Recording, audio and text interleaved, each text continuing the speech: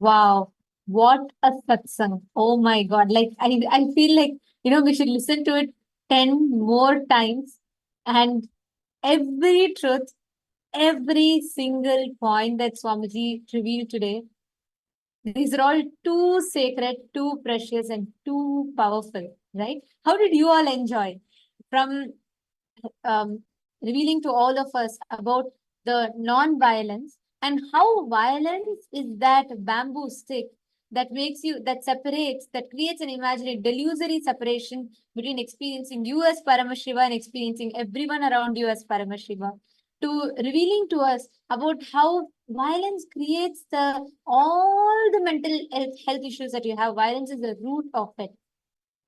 From revealing to that, to revealing how all the Hindu nations function based on non-violence, which is what made them function as tax-free government.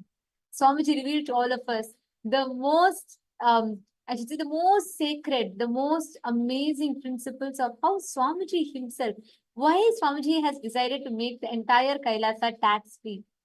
Every single point, like I think each aspect of it is something we should listen 10 times individually to understand, to grasp it, and to just enjoy the truth as a whole. How did each of you enjoy the darshan? What was your experience? What were your favorite clicks? Can I request every one of you to share? Ma'am Marilyn is saying it was so extraordinary. Wow, so many people are posting. Man, it was just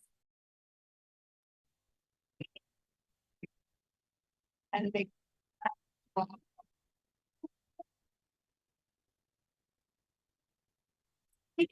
Can I request all of you to share what is satsang you were all blessed with? Starting from how non-violence and what level we should have, all the way till how, as a Hindu, and why some is reviving this. This is just too powerful and too amazing. Can I request all of you to share what was the favorite parts that you had throughout the satsang? What did you enjoy the most? Can I request all the participants sitting here with us to take a few minutes and share? Please post here in the chat, even all the Kailasavasis, everybody, please post here.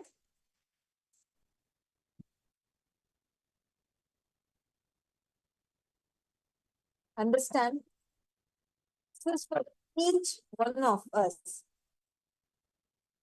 Every single powerful cognition that Swamiji is given today, it is not just a powerful cognition, it's an initiation.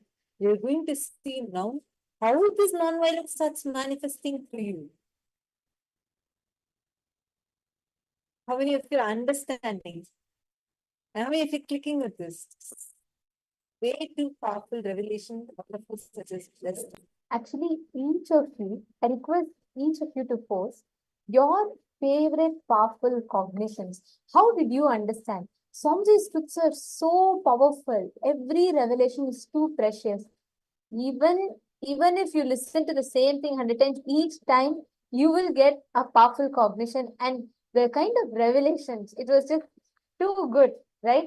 I'm seeing the chats are flooded with so many this thing.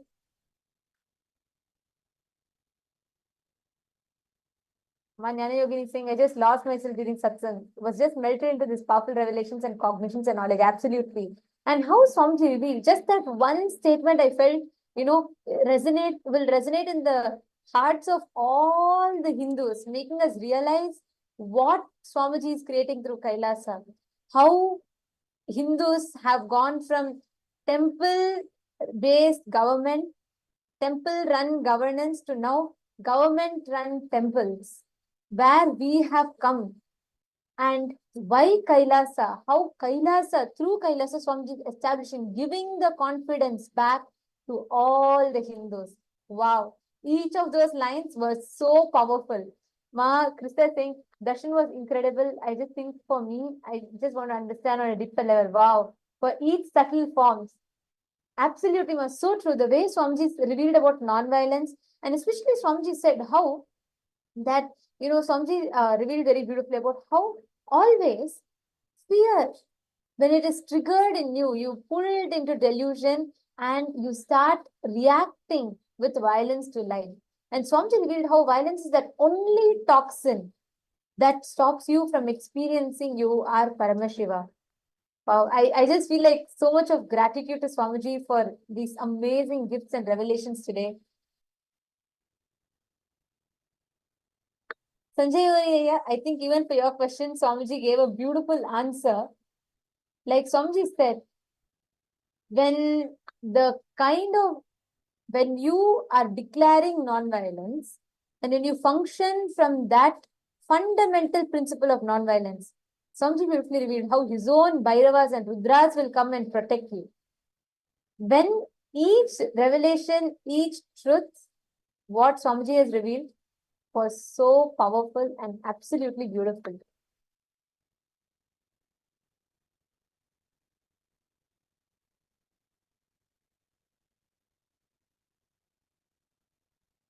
I request every one of you to post, each of you pen down in detailed way and post what are your powerful gifts. Write it down because every statement, every truth of every word Swamiji revealed is an initiation. So each word has independent intelligence to give us the experience, to give us all that powerful clicks and understanding and make us directly experience it as a reality. Now, from this space, let us all enter into manifesting powers. Wow. Just remember the satsang. There's nothing else we need to do. Just remember the darshan today, the form that Swamiji appeared in, the truths that Swamiji revealed. Just remember that automatically your whole being will start manifesting powers.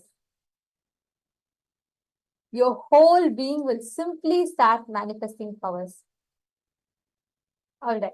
So now what we are going to manifest is we are going to manifest the power of breath in two aspects.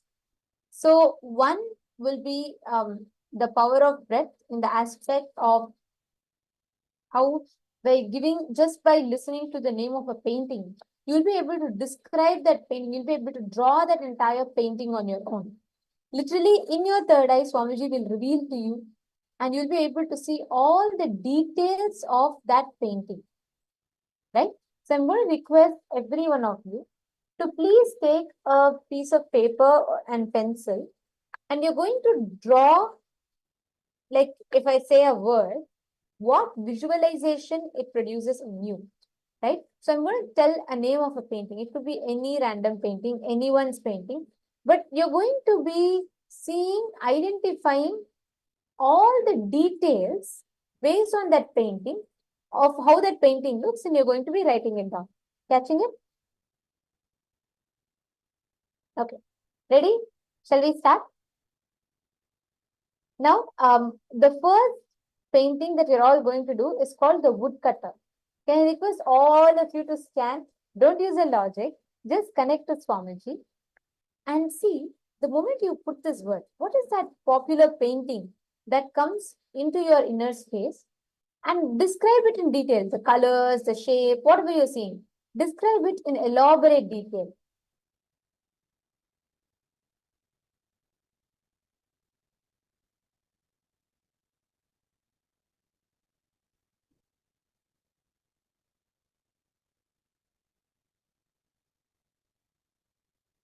The word or the name of the painting is called the woodcutter.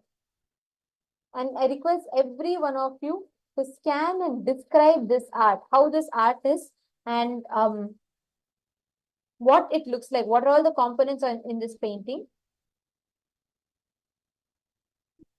Shanta Mahavakya. I request every one of you to connect to Swamiji. This is just one initiation that Swamiji is given. Literally, all of you will be able to scan, see precisely what Swamiji will reveal through you in the third eye. Just write it down.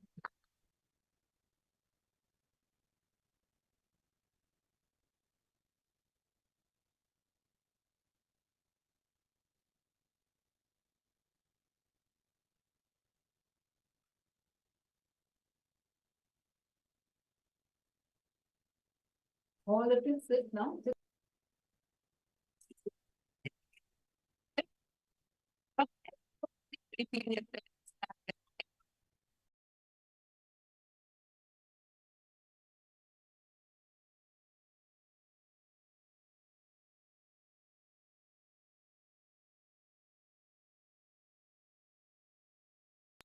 And start posting in the chat. Describe all the colors.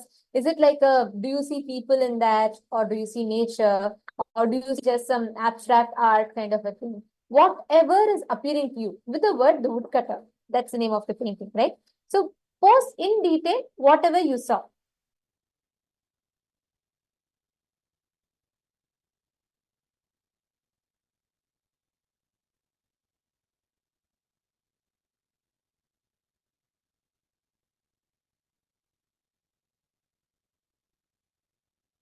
Each of you, please post all the answers that you're, whatever you're seeing. Describe it in the chat.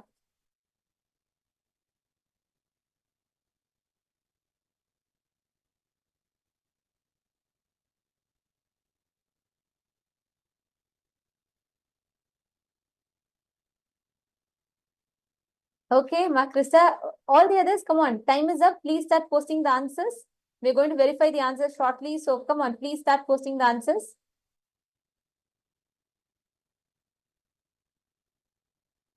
Okay, Ma Sonia Rao has posted. Come on, every one of you post. Post all the answers that you're seeing. Okay, no using logic, okay? So you're just going to describe whatever is coming to you in the third eye.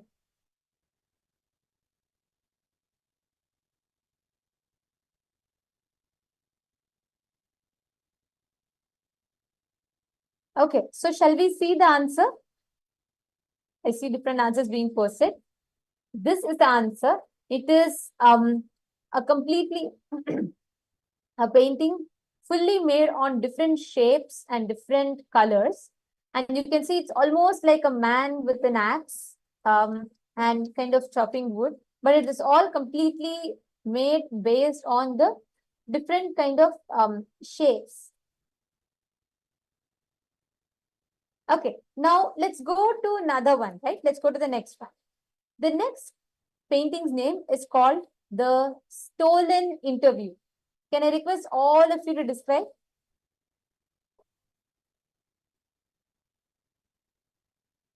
What is the painting? What are all the components in that painting? The colors that you see? Are there people in there? And all the details. It's called The Stolen Interview.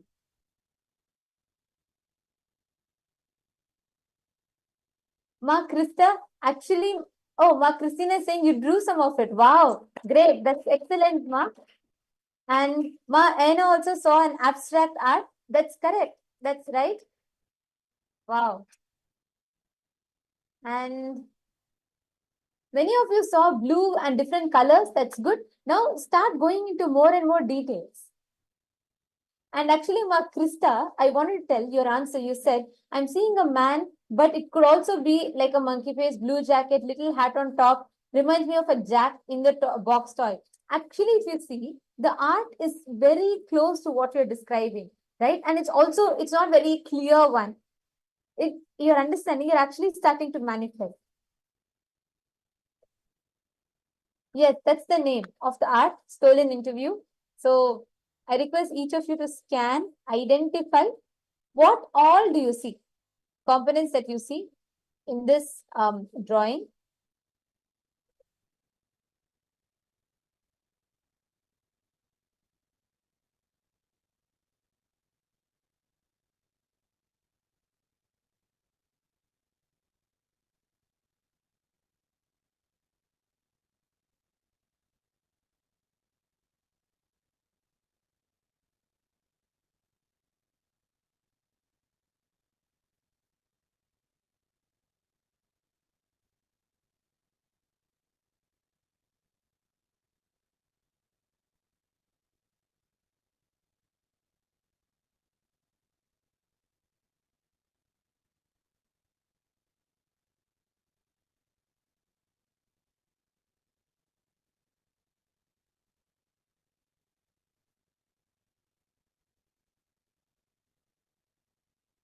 Come on, start posting all the details, whatever you're seeing as the answer.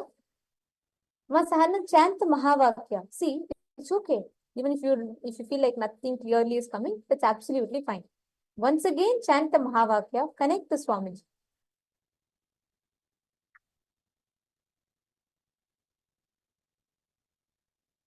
Go into detail, all the aspects of it. Are you seeing people? Are you seeing some colors? Are you seeing some shapes? Or are you seeing again an abstract art?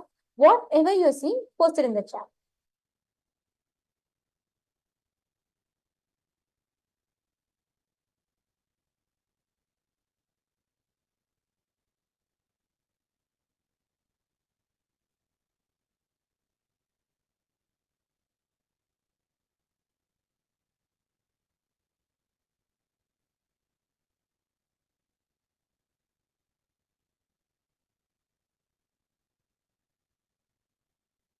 Okay, I'm seeing different answers. Come on, time is up. I request every one of you to post, describe in detail whatever you're seeing. We'll give you all a minute and then we'll be verifying the answer.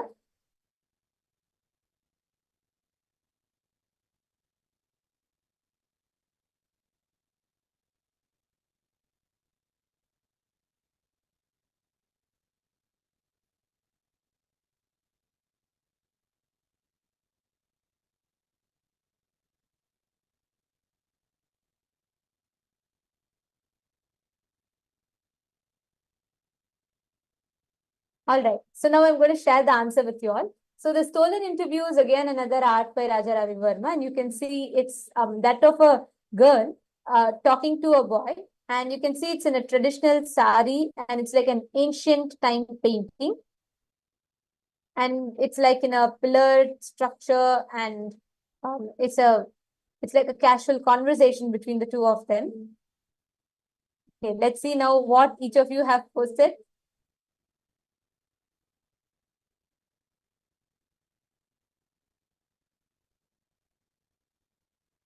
Oh, wow, wow. Anna, you have manifested. Excellent.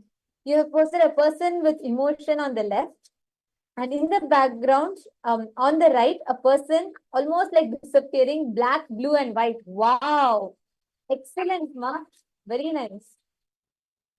And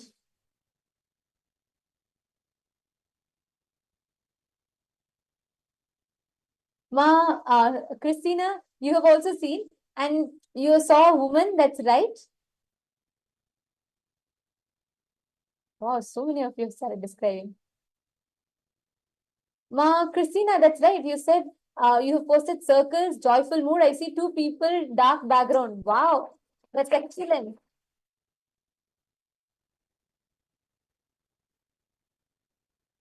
So many of you are manifesting. That's very beautiful. See, that's why, Ma, Christina, Ma, Krista, whenever you scan, when you keep putting down the details, now after you see, you're like, oh, now it makes sense. This is what I was seeing. That's how it happens. So whenever you start manifesting and you start seeing the details, you will see actually how clearly your third eye will show you. All right. So thank you all. Thank you for participating. Now we're all going to be entering into the next session where we are going to have the last session of our day. We're going to learn about all what you learned from morning till now, right? 11 dimensions, and you learned about 25 states of consciousness. We're going to listen to an exclusive Q&A session from Swamiji, where Swamiji reveals to all of us about how deeper details, answering common questions in the most uncommon way, uncommon answers to common questions about 11 dimensions, the 25 states of consciousness, etc. So let us all listen to it now.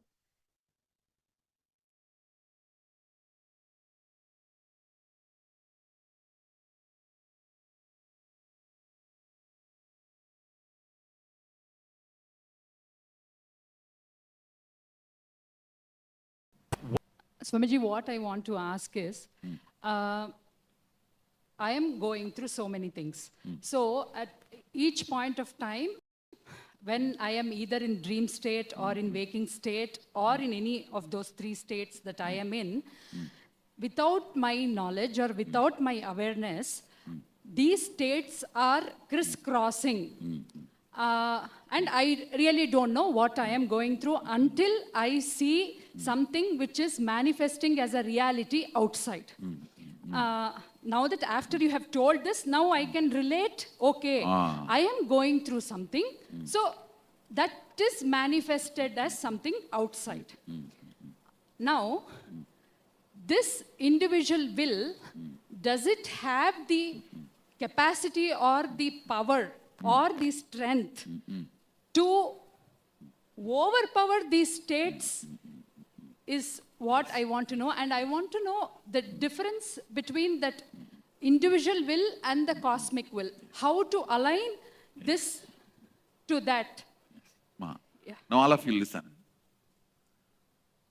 First thing, very first thing, knowing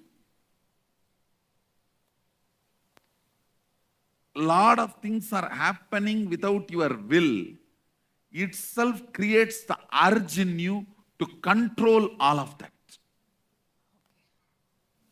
That is the basic thing. When you know the ground is shaky, you want to put your feet strongly. You deciding, I have to be stable. I have to be stable. You deciding, I have to be stable, happens to you when you know the ground is shaking. Means too many things are happening in you without your will and cooperation. You feel then, it's not what you really want. I'll give you one example. Yesterday I was explaining the logic and this tantrum throwing child in you. The way I briefed and the way I described, you will see more and more of that logic will be empowered in you. Please listen. I am not saying one is right, another one is wrong. But if the logic has power, at least you can practice something and get you out of the mess you have.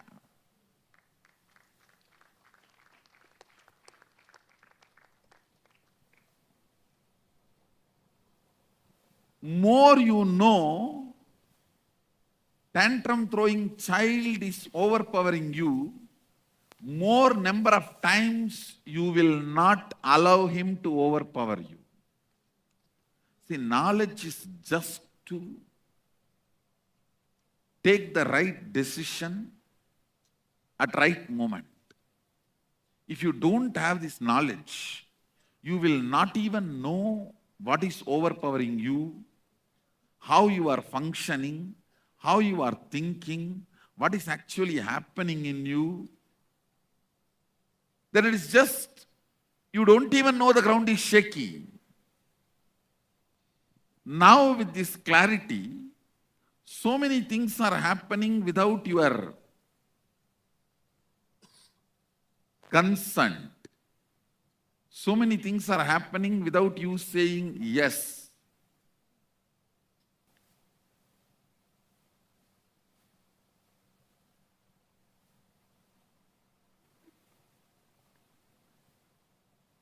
So I'll give you this example. Listen.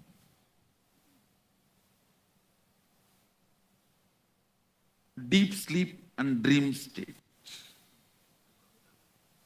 You know whatever is happening there is out of your control. It's happening without your yes or no. But I tell you, the moment you start understanding things happening there are happening without my yes or no, slowly, slowly, your individual will starts encroaching that zone, starts entering into that zone, because your individual will is such, by its very nature, it will expand, expand, expand. by its very nature. If you just give the information to it, hey, you have not expanded enough, that's enough, it will trigger. If you just give intelligence, there's a more possibility. There are many zones you have not entered, not because you are powerless, because you have not tried. I wanted all of you to know, please listen. This whole Sadashivoham, all the powers you are going to manifest. Listen carefully, all the powers you are going to manifest. It is not that you have not entered into that zone because you are powerless, you have not tried. Understand the whole shift.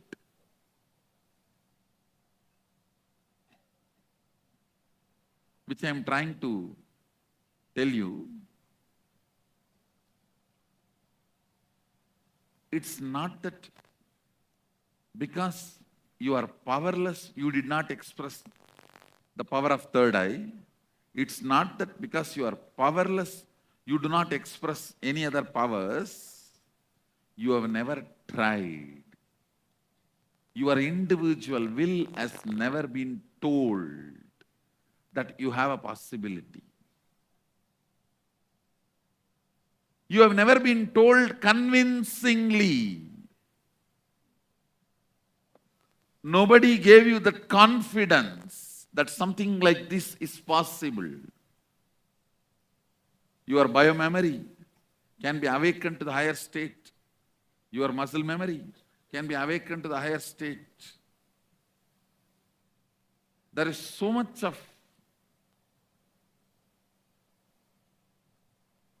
discouraging, I tell you, the whole society, all your education,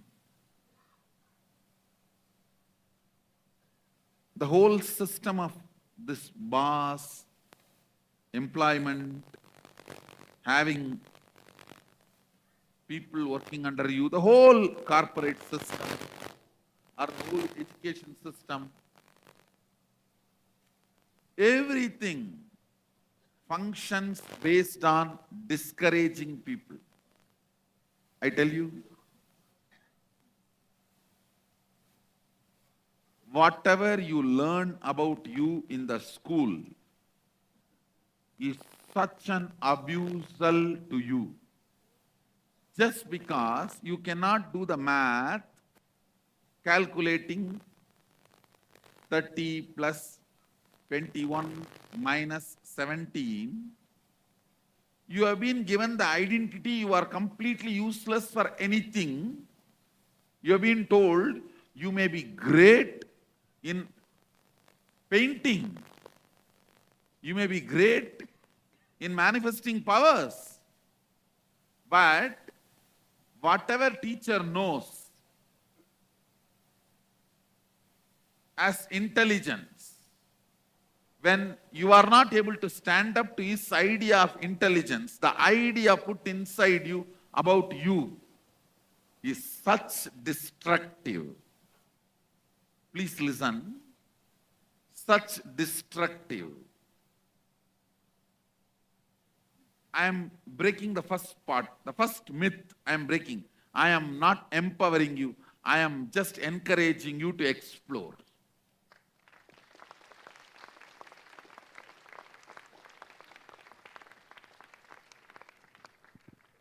I am doing it in your biomemory level, that's all. Means deeper part of you. Fortunately, I can talk to that part which even you cannot talk. It is like you and your spouse has a problem, so you go to a common man whom both of you trust and decide to listen to his words. Same way, you and your inner space has a problem. Both of you come to me. I can talk to that person and make that person explore. That's all. All initiation is nothing but making your inner space explore. opening up your inner space to the higher possibilities, to the higher realms, to the higher existence. One part of you, almost you are not in touch with it, you do not explore that side, you are so strongly believing that part of you will not be useful for you anymore.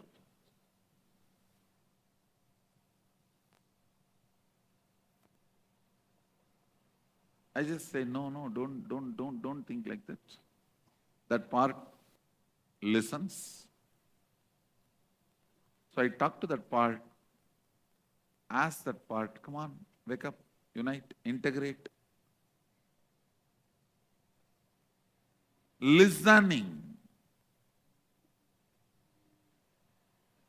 to that part and integrating it with you, making you as a whole, and asking you to explore.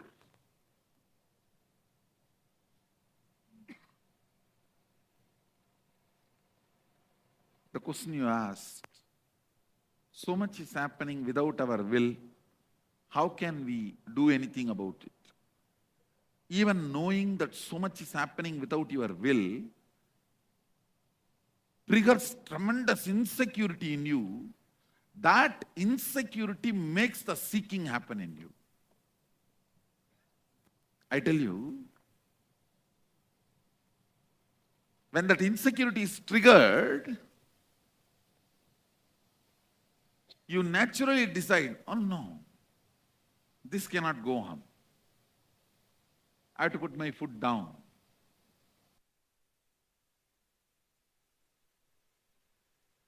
Little more than what is real, you have been told things are not in your control, then you can't handle it, you wake up. Waking up, that seeking is all I want. So for that purpose, sometimes I do tell you, hey, be careful. Actually, the scene is not that bad. You need to be told, hey, careful, so you wake up. What's the interplay between the 25 states of consciousness and the 11 dimensions? I should say, 25 states of the consciousness is what you perceive, you go through. 11 dimensions of universe is what universe perceives it is going through. So if you change your state of consciousness, you'll automatically change the dimension you're in, Yes, and vice sure. versa?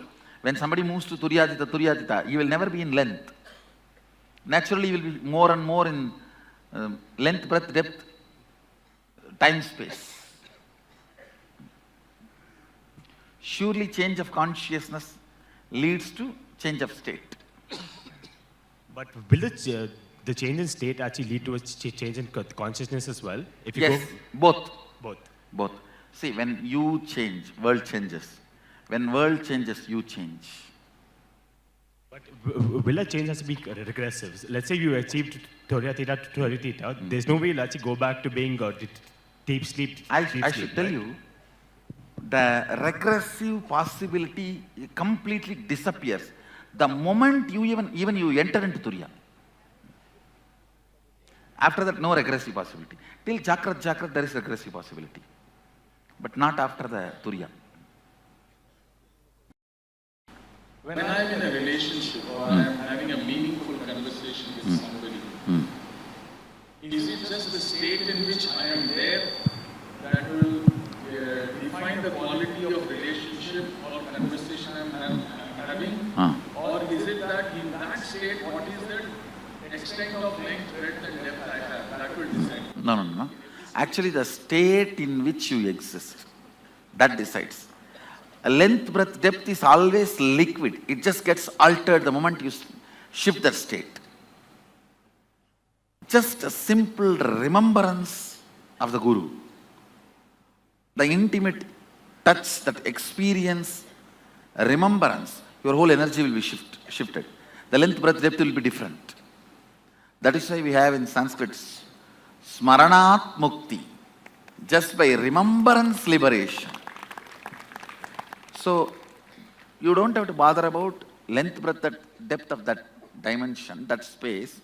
The space you are in matters. So, the 5 components of these 11 dimensions, are they anyway related to the Panchabhutas? Because they seem No. 5 elements are, all 5 elements are within the, see, that space is different, this space is different. The space in Panchabhuta is Vyoma. The space in this 11 dimensions is Akasha. Okay, Vyoma is different, Akasha is different. I see. And one more follow-up question. The Dvadasa Jyotirlingas, some of them are supposed to express a certain tattva like Akasha tattva or Vayu That tattva. is Panchabhuta lingas. Oh, so that is Dvadas also... Jyotirlinga is different. Panchabhuta lingas are like a Tiruvannamalai is Agni, Kanchipuram is the earth, and Tiruvannaikkaval water, and Kalahasti air, Chidambaram Akash. It means the Vyoma. I'm also trying to understand the space. So in the 63 Nayanmar story, Pusalar Nayanar, he builds a temple in the mind. That is a depth. Depth. And See, from the space, he builds in depth. He does not have length breadth. Okay. That is why his temple was more strong than the temple built by a king with a stone and a mud. Right. Sadashiva attends his temple. Right. Not only that, after the Kumbhabhishekam, Sadashiva gives the boon to that Pusalar Nayanar. The temple you built will become reality in the physical plane, and it is still there in Kanchipuram. Yes, See, all of you, I don't know how many of you know this story. See, in Kanchipuram, the temple which was taken out of Pusalar's inner depth and kept out by Sadashiva is still there. You will be surprised. All those pillars and stones does not look like a carved, as if they have been done by some chemical. See, those pillars does not have a chiseling mark. It is done as if they applied some chemical and they made that pillars out of stone. It is still there in Kanchipuram. There is a temple in Kanchipuram which Pusalar Nayanar built in his depth, and after accepting that, Sadashiva makes that into reality and keeps it in the real plane, in the means physical plane. Swamiji, one question. Is there any correlation between the Trayogunas and the states of consciousness? I should say, the whole deep sleep is tamas, and dream and Jakrat belongs to Rajas, Turiya and Turyatita belongs to Sattva. I should say Turiya belongs to Sattva, Turyatita not even Sattva, it's beyond Sattva. Thank you, Swamiji. So my question is, Not as plants. As plants, you don't build muscle memory and biomemory. In manifesting reality, you said desires don't manifest, beliefs manifest. So desire is the length and belief is the breadth. Is that? I should say, desire is length, belief is a space of deeper breadth and higher depth. It is the space between the breadth and depth. And Because some of your beliefs get into depth. And where does the time factor, time and action come into picture? Like how long does it take? It depends on the depth. If the depth is more, it touches the time. If the depth is less, it is touching the breadth. It's like 5 blocks, one on the another. If the length is too much, it is touching the breadth. If the breadth is too much, it is touching the depth. If the depth is too much, it is touching the time. If the time is too much, it is touching the space. So what decides how long it will take? Something. Intensity. Intensity of belief? No, intensity of your decision, conscious decision. Even belief, you see, I should say, belief is not depth. Your will is depth. Belief does not make depth. Your will makes depth. Conscious will makes depth. Swamiji, I have one more question. I've noticed many times when I'm waking up in the morning, I'm awake, but my body is dead as a stone. It's not moving. That is more of a breath, not depth. Okay. It is like a part of your imagination is not ready to settle with your body. Swamiji, it looks like that there is some correlation between the different states, what we have, like Turiya Atita, and the depth. No. Huh? In every state, all these three are active in a smaller or higher level. For example, in the lower 9 states, more length, less breadth, and almost no depth. Okay. Higher states, more depth, very less breadth, and almost no length. Now, with all my integrity, I am telling you, I do not have any words inside. The words I uttered gave a break, no word inside at that time. Now I did not have word inside. Yes. Only for uttering it gets generated and gets uttered. Then back. So it's a combination of a state and your depth, Swamiji? State alters the length, breadth, depth, division of you. So state alters the length of the length and breadth of the breadth and depth of the depth. Yeah. So at a being level, we keep on floating basis our state into different dimensions. I should say, states influence dimensions, dimensions influence state. If you sit and unclutch before falling asleep, you will not have the nightmare. Yeah. If you have a nightmare, morning you will not be able to do unclutching. If you have a Kundalini awakening, you will not have nightmare. If you have a nightmare, then awakening your Kundalini will be a little difficult. So all of them are interconnected. Interconnected. So at Sadashiva, what we are experiencing is I am working on the unit of you. See, unit of you is, you feel I exist. That I. That's a unit of Jiva. Yes. Unit of dimensions is a space which I am going to give you the experience. Unit of Sadashiva is Shakti, which I am already working on you and feeding you into which. Understand? More and more Shakti is fed in your mouth, more and more you will feel Sadashivatva. Like if you eat, whatever you eat, that only you will belch. True. So if you are fed Sadashivatva, you will belch Sadashivatva. That's it. Unit of Sadashiva is Shakti. I think all of you are clear about these 3 units. Unit of Jiva is I. Unit of dimensions of the universe is space. Unit of Sadashiva is Shakti. So I am working with, actually all these 3 are one and the same. Shakti, space, I is one and the same.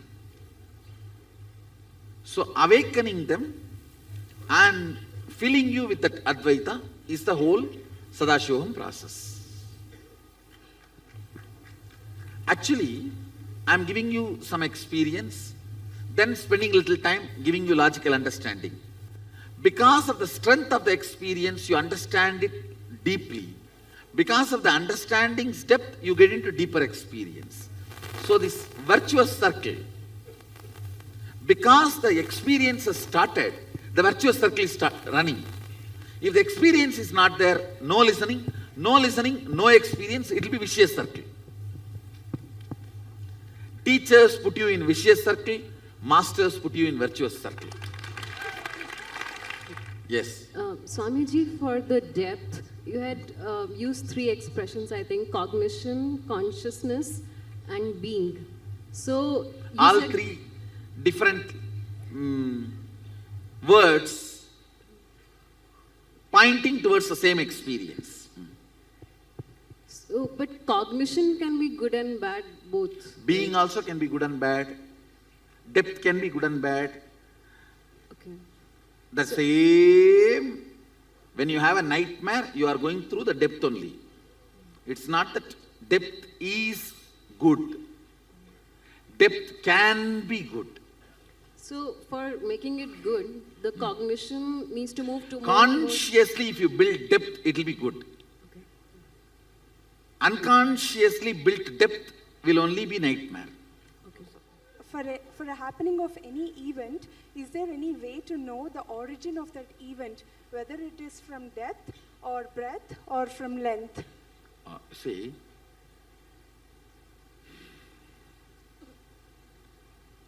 never take a decision when you have a mood swing or depression. Because many times you will permanently damage yourself because you are temporarily upset. After happening, even if you know you have taken the decision when you are in the length, it has no use. Anything, whether the outcome is good or bad, strengthens you is from depth. Anything, whether the outcome is good or bad, makes you shallow, is length. Even the nightmare wakes you up, finally. Yes, bad depth, but wakes you up. I wanted to ask whether depth is inbuilt in human beings or not, or we have to build it, like... You are given freedom. I will not say it is inbuilt. The possibility is there, but you should consciously build. Because many times when you don't build, you just die without even experiencing or tasting depth. Okay, and one more question. I can say integrity is also one of a powerful way to build depth. Can you Integrity is always the tipping point in your life. That's a tipping point, and I tell you, integrity also makes you enjoy life very deeply. For an integrated person, this coffee will taste 1,000 times more than an ordinary person who is superficial. Same coffee, 2 cups. For one it will be coffee, for another one it will be nectar. And Integrity matters, increasing the depth of being and experience. And Swamiji, where do we put aggression and mood swings in? Is it breadth or logic? It is more length. Length. Usually, length damages, breadth heals, depth makes it irrelevant. When you are doing a poetry, art, dance, music, it heals. Logic hurts, emotion heals, depth makes it redundant, irrelevant. But you talked about 3 levels, like the one which you gave the Trishul example and being example and universe. So is it that we are being better and better, like going up? I have given you understanding. For understanding, I use these examples. And can you explain depth in the universe level? Vishwamitra creating Trishangu Swarga. I don't know that.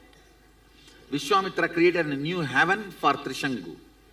If you are deeper enough within you, you can not only handle you, control you can even control things outside you.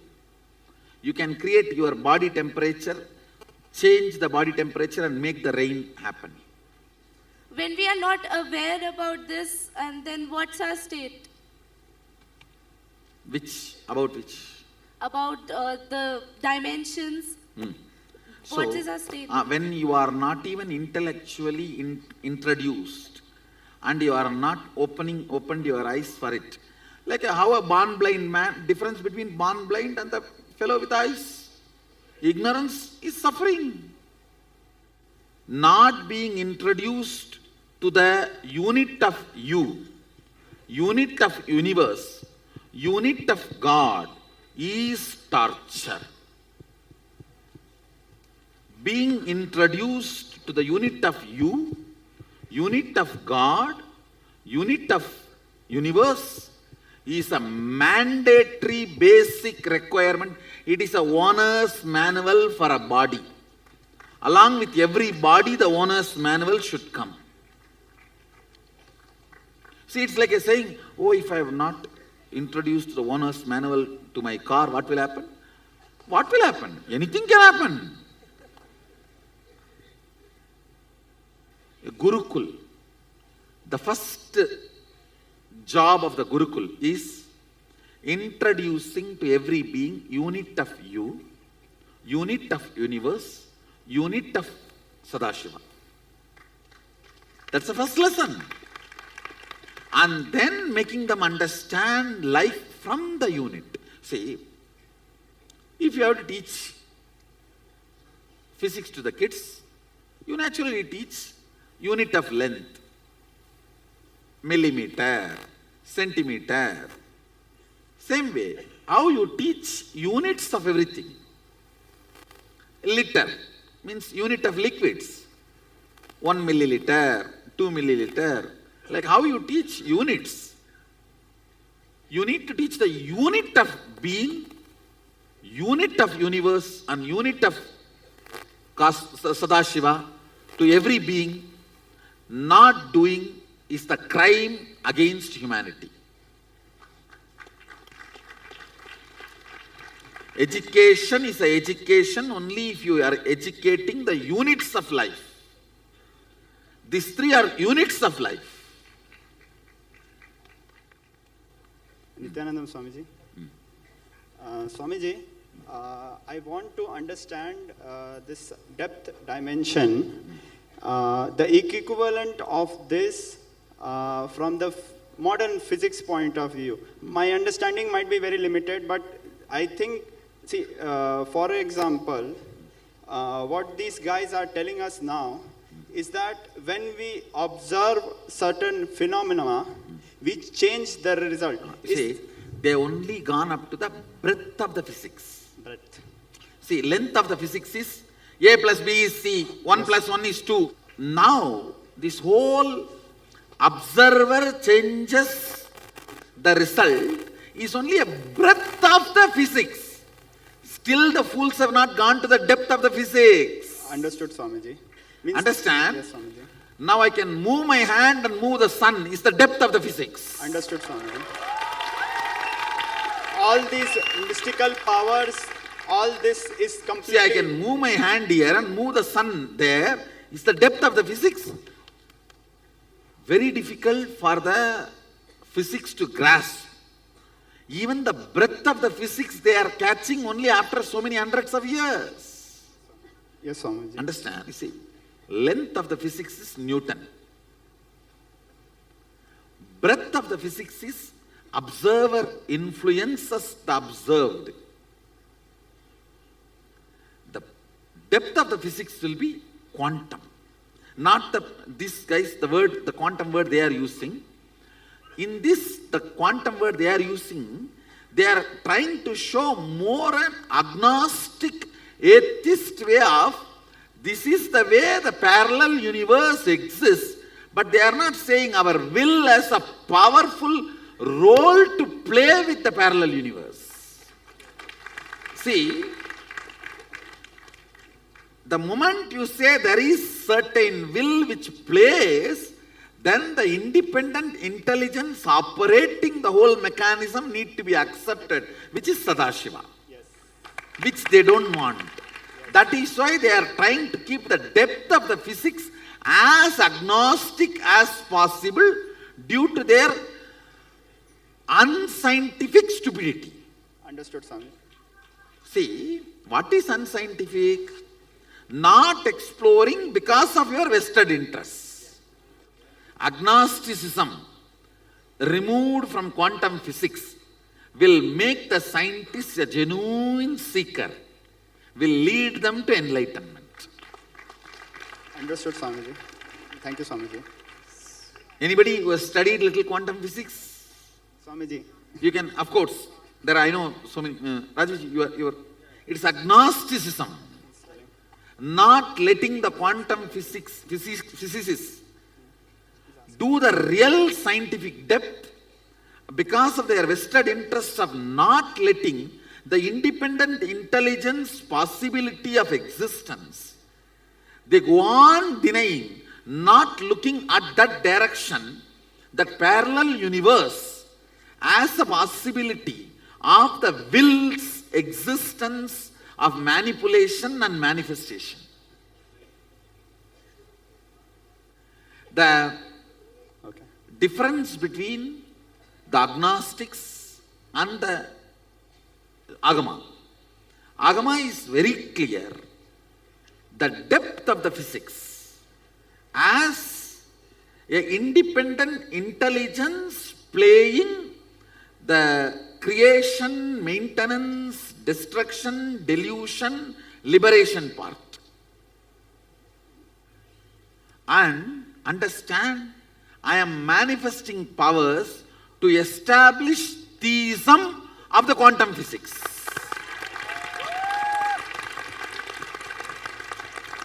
The theistic quantum physicist is my Balasans.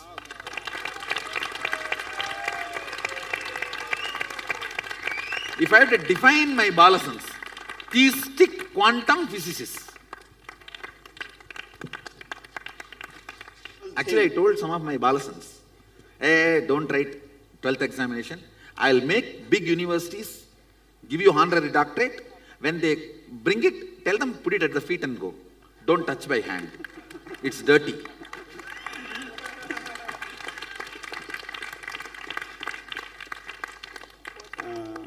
See, this world needs to know, when the depth is awakened, the education is different.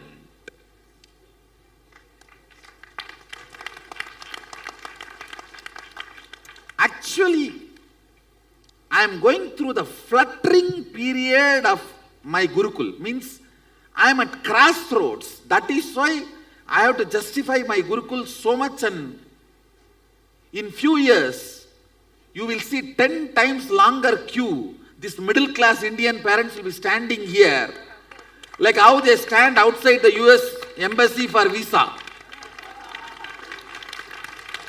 for my Gurukul administration, for my Gurukul admission.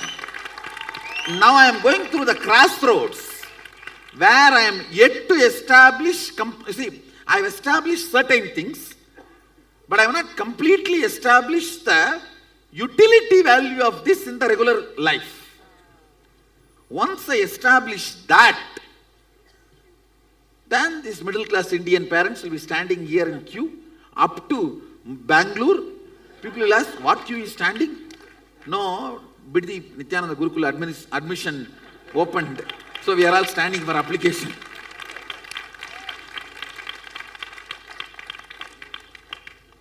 See, when the physics is looked at from the angle of depth, with the integrity to the scientific seeking, Atado Brahma Jignasat, let us inquire into the reality for the sake of reality.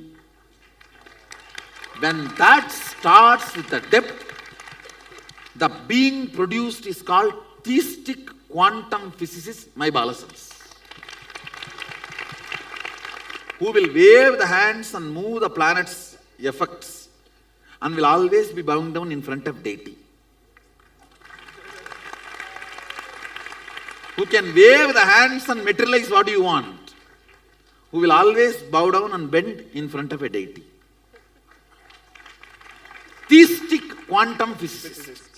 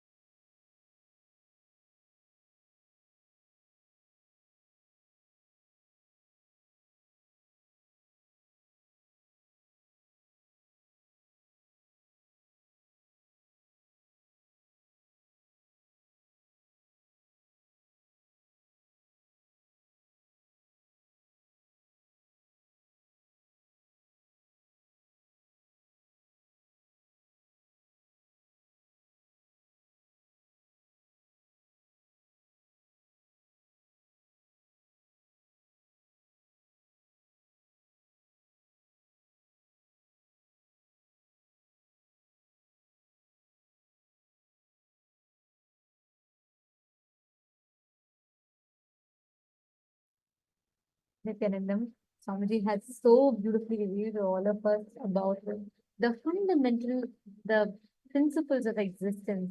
I think today we have had so many amazing revelations and gifts. I just wanted to tell all of you today at night, just think, contemplate on Swamiji's revelations and sleep over it. Think about every single powerful cognition that Swamiji said, and if possible, replay the satsang and watch it once more so you can listen to these amazing, powerful cognitions and fall asleep. And tomorrow we will be starting the day at 7 a.m. Eastern Standard Time. For all the Kailasa-vasis, please do come back tomorrow, 7 a.m. to 11 p.m. This is a very crucial part of your training. So please make sure that you're here, 7 a.m. to 11 p.m. Eastern Standard Time. And we thank all of you for joining with us today. This brings us all to the conclusion for day today. And let us conclude with the Purna Mantra. Om Purnamada Purnamidam Purnat Purnamudachyate Purnasya Purnamadagya Purnameva Vasishyate Om Shanti Shanti Shanti Hari Om Tat Sat Sarvam Bhagavat Sri Nityananda Paramashiva Padukarpanamastu Om Nityanandam. Thank you all. Thank you so much, Nityanandam.